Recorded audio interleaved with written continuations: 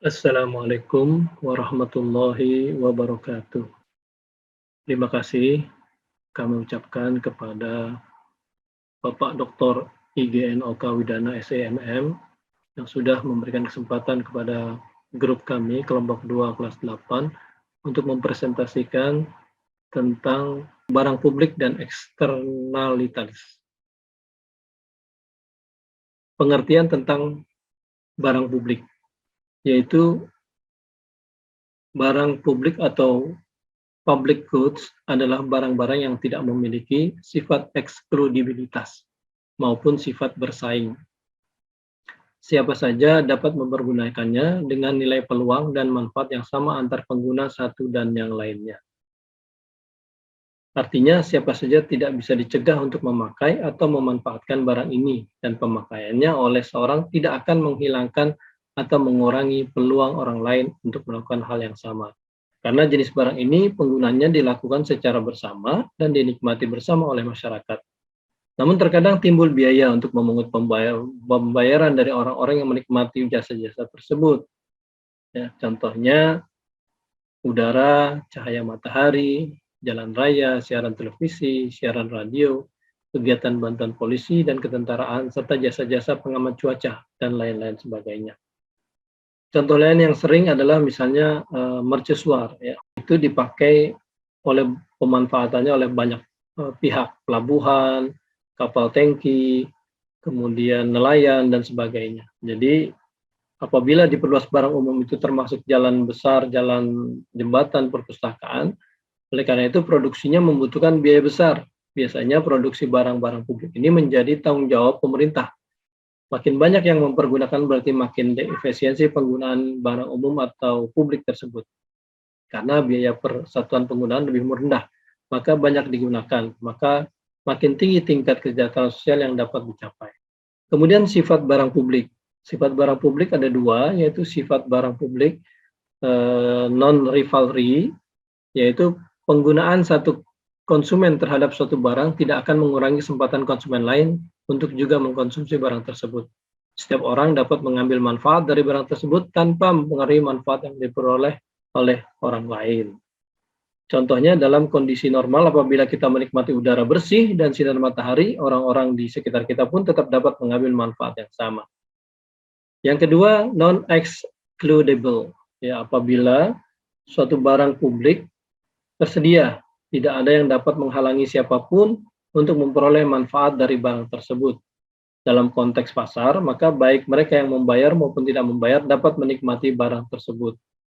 Contohnya masyarakat bayar pajak, itu bisa dinikmati oleh jasa polisi, kemudian kita bisa memakai dari pajak itu hal-hal yang lain.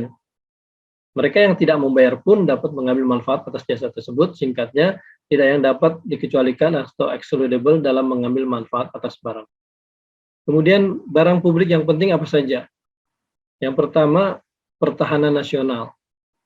Keamanan suatu negara karena kemampuannya menghalau setiap serangan dari luar merupakan contoh barang publik yang paling klasik, sekaligus yang paling mahal, ya, terutama untuk Amerika Serikat. Pertahanan nasional adalah barang publik yang harus disediakan oleh pemerintah. Yang kedua, riset pengetahuan dasar yang penting, ya, barang publik yang penting, riset pengetahuan dasar, yaitu penciptaan pengetahuan dasar atau ilmu murni merupakan suatu bentuk barang publik. Jika seorang ahli matematika menemukan sebuah formulasi atau teorema baru, maka pengetahuan dasar itu akan segera menyebar ke masyarakat, dan siapa saja bisa memanfaatkannya dengan cuma-cuma. Kemudian yang ketiga, pengentasan kemiskinan. Banyak program pemerintah yang khusus dirancang untuk membantu penduduk miskin.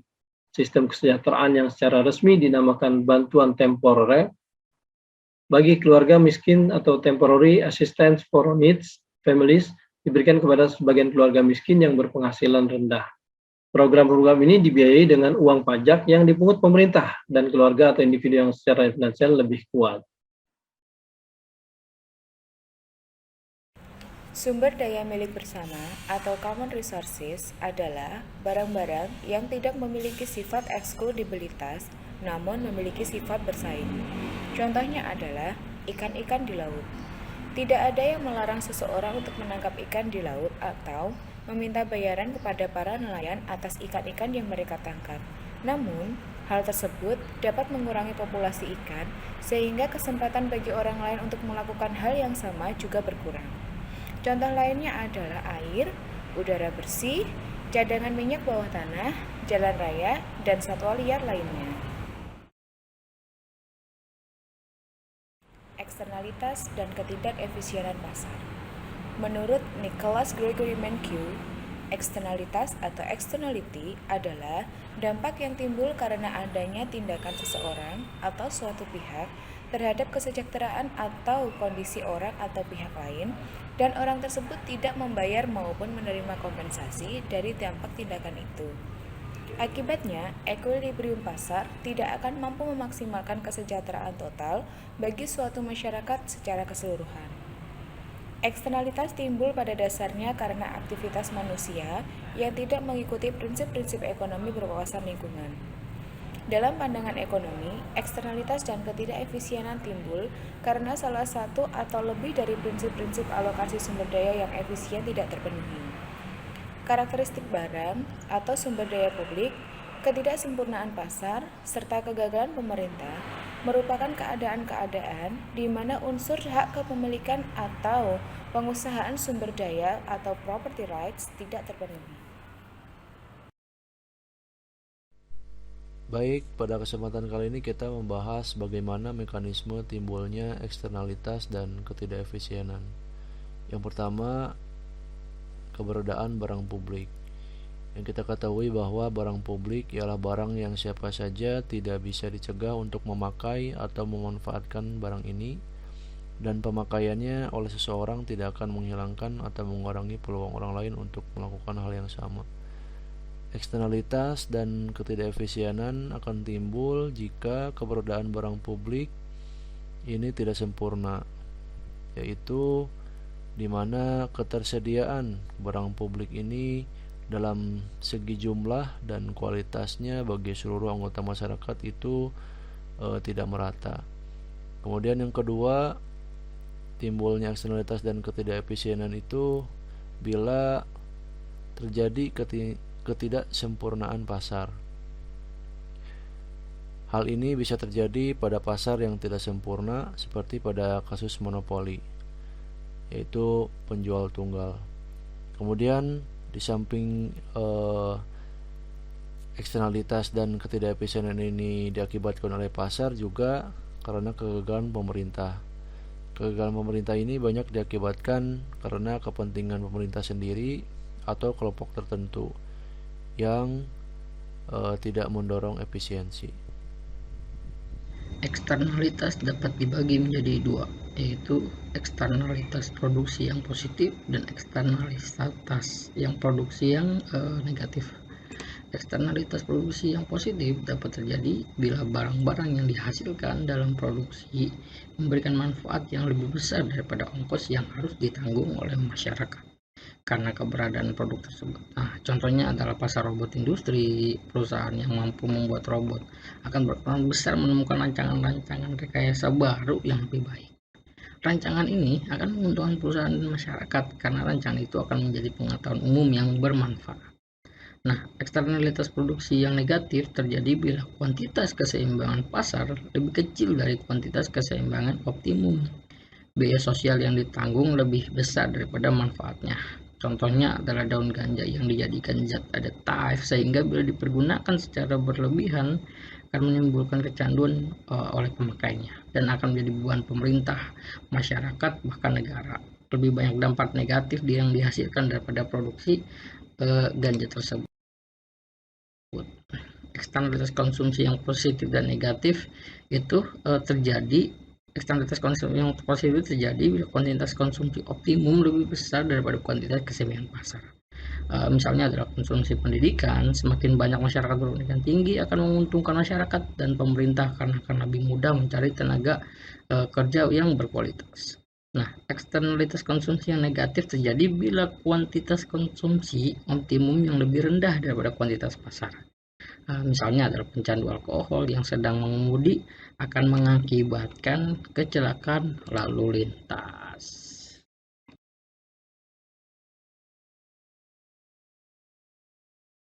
Baik, jadi poin D ini solusi swasta untuk eksternalitas, salah satu solusi terkait dengan peran swasta adanya derma atau amal yang seringkali sengaja diorganisir untuk mengatasi suatu eksternalitas. Jadi memang ini satu solusi ya dalam teorinya terkait dengan situasi eksternalitas yang bisa dilakukan oleh swasta. Pertama adalah teorema Coase. Seorang ekonom yang bernama Ronald Coase yang menyatakan bahwa solusi swasta bisa sangat efektif seandainya yaitu memenuhi syarat pihak-pihak yang berkepentingan dapat melakukan negosiasi atau perundingan untuk melakukan langkah-langkah penanggulangan masalah yang mungkin terjadi atau eksternalitas yang ada di antara mereka, sehingga tanpa menimbulkan biaya khusus yang memberatkan alokasi sumber daya yang sudah ada. Jadi terjadinya perundingan atau negosiasi sehingga bisa menjadi solusi bersama. Atau yang kedua tentu itu melibatkan pemerintah.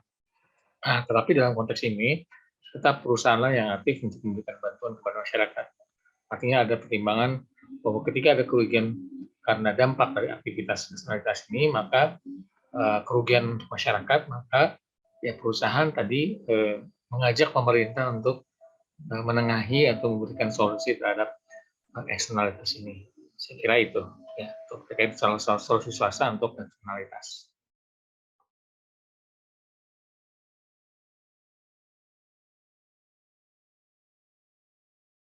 Kebijakan publik mengenai eksternalitas. Setiap kali eksternalitas muncul, mengakibatkan alokasi sumber daya yang dilakukan pasar tidak efisien. Pemerintah melakukan salah satu dari dua pilihan tindakan yang ada. Pertama, menetapkan kebijakan-kebijakan atau pendekatan-pendekatan dan kontrol atau command and control policies. Kedua, menetapkan kebijakan-kebijakan berdasarkan pendekatan pasar atau market-based policies.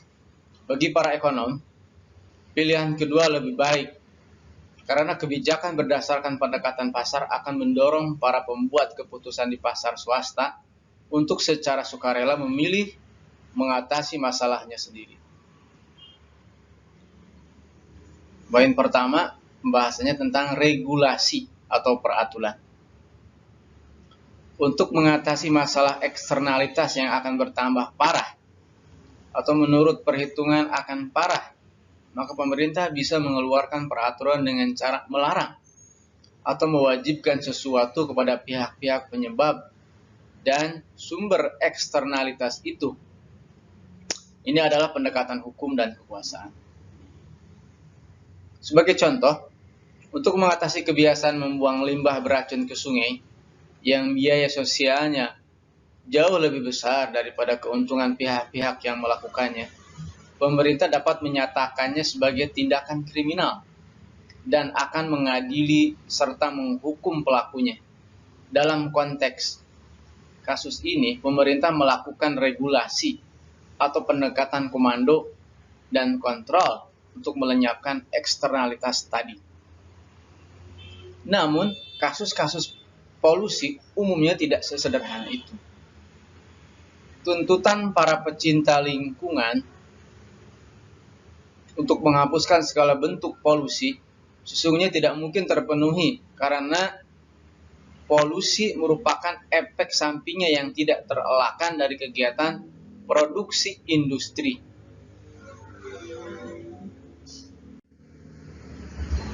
Dua, pajak, pigopian, dan subsidi.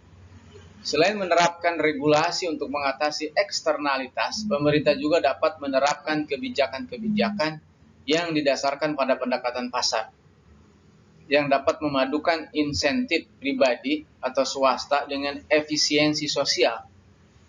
Pajak pigopian atau pigopian tax mengambil nama ekonom pertama yang merumuskan dan menganjurkannya, yakni Arthur Pigot 1877 sampai 1999. Pajak pigopian ini diartikan sebagai pajak yang khusus diterapkan untuk mengoreksi dampak dari suatu eksternalitas negatif. Para ekonom umumnya lebih menyukai pajak pigopian daripada regulasi sebagai cara untuk mengendalikan polusi, karena biaya penerapan pajak itu jauh lebih murah bagi masyarakat secara keseluruhan. Sebagai contoh, pemerintah akan memberikan insentif yang besar kepada perusahaan yang memberikan eksternalitas positif atau yang biasa dikenal dengan memberikan subsidi dan mengenakan pungutan pajak yang besar kepada perusahaan yang eksternalitas negatifnya lebih besar. Alasan mengapa ekonom lebih memilih pajak, karena pajak mengurangi polusi dengan lebih efisien. F. Izin berpolusi yang dapat diperjualbelikan. Dari sudut pandang efisiensi ekonomi, pemberian izin bagi pabrik akan menjadi kebijakan yang baik. Kesepakatan antara dua pabrik akan menguntungkan keduanya karena mereka secara sukarela menyetujuinya. Di samping itu, kesepakatan itu tidak akan mengakibatkan dampak eksternal apapun karena batas polusi total tidak dilanggar. Jadi kesejahteraan total akan meningkat kalau EPA mengizinkan kedua pabrik itu melakukan jual beli hak berpolusi. Satu keuntungan dari berkembangnya pasar hak berpolusi ini adalah alokasi atau pembagian awal izin berpolusi di kalangan perusahaan tidak akan menjadi masalah jika ditinjau dari sudut pandang efisiensi ekonomi.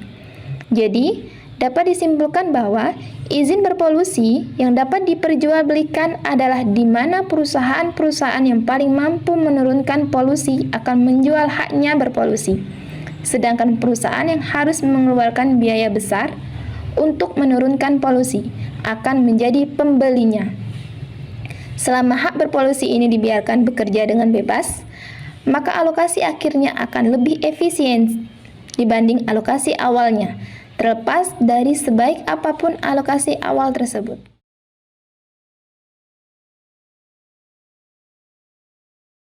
Bismillahirrahmanirrahim. Baik, poin yang terakhir adalah poin G tentang perspektif Islam yang hubungannya terhadap barang publik dan eksternalitas. Pada dasarnya, prinsip dasar ekonomi Islam adalah keyakinan kepada Allah Subhanahu wa Ta'ala sebagai pencipta alam semesta. Yang ini Allah tuliskan di dalam Al-Quran surah Al-Jathiyah ayat 13 yang artinya, dan Allah telah menunjukkan apa yang ada di langit dan di bumi, semuanya untuk kalian sebagai rahmat dari Allah Subhanahu wa Ta'ala untuk diambil manfaatnya. Dan sesungguhnya ini adalah tanda-tanda dari kebesaran Allah bagi orang yang mau berfikir. Dengan keyakinan akan peran dan kepemilikan absolut dari Allah Subhanahu wa Ta'ala sebagai Tuhan semesta alam, maka segala kegiatan ekonomi dalam ekonomi Islam disimpulkan dengan 3 kesimpulan. Bahwa yang pertama, ekonomi Islam tidak semata-mata bermotif memaksimalkan keuntungan dunia, tetapi lebih penting untuk mencapai maksimalisasi keuntungan akhirat.